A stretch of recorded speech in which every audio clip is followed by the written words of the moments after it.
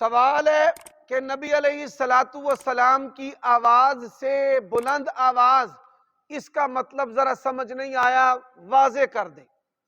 دیکھیں نبی علیہ السلام کی موجودگی کے اندر آپ کی آواز کی جو فریکوینسی تھی، یعنی آواز کا جو ایک لیول تھا، اس لیول سے اوپر کسی کو آواز لے جانے کی اجازت نہیں۔ مثال کے طور پہ میں کہتا ہوں حافظ عبدالوہی صاحب مجھے آپ کا سوال سمجھ میں آ گیا، یہ ایک لیول ہے۔ اب اس لیول سے اوپر آواز کوئی بھی نہیں لے جا سکتا۔ اس آیت کریمہ اترنے کے بعد حدیث کے اندر ہے، صحابہ کرام نبی علیہ السلام سے بڑی آہستہ بات کرتے تھے۔ حضرت ابو بکر، حضرت عمر اتنی آہستہ بات کرتے تھے کہ رسول اللہ کو کہنا پڑتا تھا کیا کہا ہے، دوبارہ بولو۔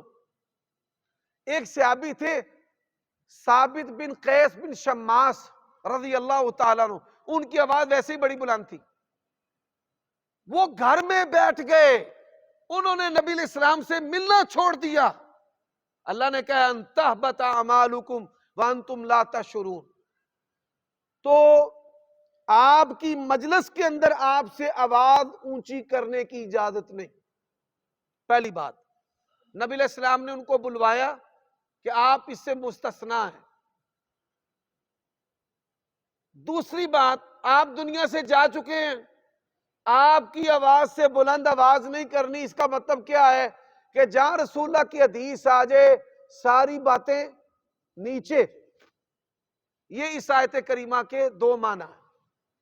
سوال ہے کہ حدیث آپ نے بیان کی ہے کہ نبی علیہ السلام منبر کی اوپر والی تیسری سیڑھی پر کھڑے ہوتے تھے، تو آپ وہاں پر کھڑے کیوں نہیں ہوتے؟ یہ صحابہ کرام کا تعامل ہے۔ رسول اللہ صلی اللہ علیہ وسلم کی وفات کے بعد حضرت ابو بکر صدیق نے احترام کرتے ہوئے کہ اس جگہ رسول اللہ کھڑے ہوتے رہے ہیں، مجھے آپ سے نیچے کھڑا ہونا چاہیے، وہ یہاں پر کھڑے ہوتے رہے۔ ادھر حضرت ابو بکر 2 سال اپنے دور خلافت میں منبر کی دوسری سیڑھی پر کھڑے ہوتے رہے۔ حضرت عمر آئے، سبحان اللہ، دیکھیں صحابہ کرام کا احترام۔ حضرت عمر آئے، وہ تیسری سیڑھی پر کھڑے ہو گئے کہ رسول اللہ کا بھی احترام ہے اور ابو بکر کا بھی احترام ہے۔ آج یہ بدبخت حضرت ابو بکر کے بارے میں باتیں کرتے ہیں۔ صحابہ کرام جس زینے پر حضرت ابو بکر صدیق کھڑے ہوئے نا، اللہ کی قسم اس زینے کا بھی احترام کرتے تھے۔ تو حضرت عمر ادھر کھڑے ہو گئے، حضرت عثمان بھی یہاں پر کھڑے رہے، حضرت علی بھی یہاں پر کھڑے رہے۔ ادھر کیوں کھڑے رہے؟ انہوں نے کہا جے تھلے اترے نا تو سنت چھوٹ جائے گی۔ کیا چھوٹ جائے گا؟ سنت۔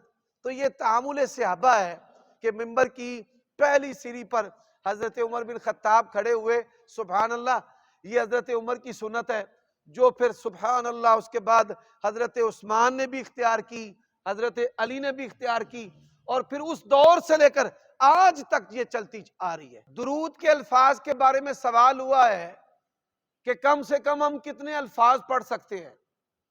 درود جو ہے سنن نسائی کے اندر حدیث ہے، آپ اللہم صلی علی محمد وعلی آل محمد یہاں تک بھی پڑھ سکتے ہیں۔ اس کو بطور ذکر وظیفہ کے یہ آپ پڑھ سکتے ہیں۔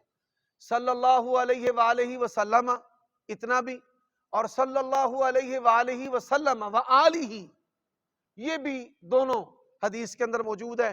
اسی طرح علیہ الصلاۃ والسلام انبیاء کے ناموں کے ساتھ پڑھنا، جیسا کہ حدیث میں ہے، نبی علیہ السلام نے حضرت داؤد کا تذکرہ کیا تو فرمایا داؤد علیہ الصلاۃ والسلام۔ تو یہ چاروں الفاظ، جی جتنے الفاظ درود میں مسنون بڑھتے جائیں گے، ہر حرف کے بدلے میں آپ کو نیکیاں ملیں گی۔ جو درود ابراہیمی ہے اس کے الفاظ زیادہ ہیں، اس کا اجر و ثواب بھی زیادہ ہے۔ جی